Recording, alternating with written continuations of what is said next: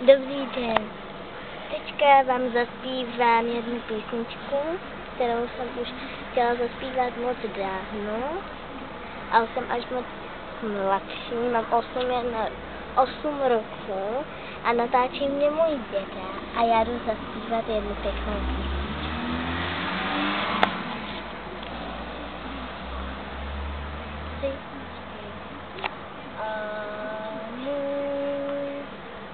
Když jsem byla maličkata, děda můj náš založil se a na svůj pláž hodil mě jak píčka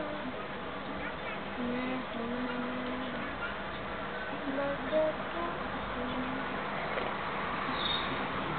Auta jezdí, já jsem se narodila, hurá.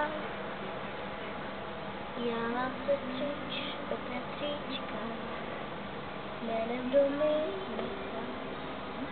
Je sice zlý, ale někdy hodný. Mám mámku a tačku, který jsou hodní. Někteří, já je mám moc ráda.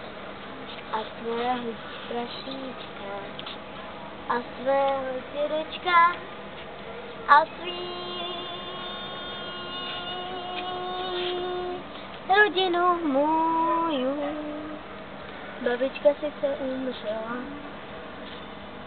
mě se po ní stýská.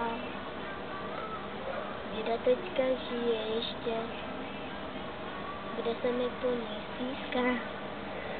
Babičku znám, ale jen jednu, dědečky mám 2. Já je mám moc ráda a mě taky má. Má blízu, ale to nebolí mě vůbec třeba. A já teď končím písničku mou, kterou jsem napsala jen já a můj dědeček. A za kamerou je můj dědeček hodnej a chodívá se mnou na štěrkáče a na koupáky mé. To je konec naší písničky. Děkuju.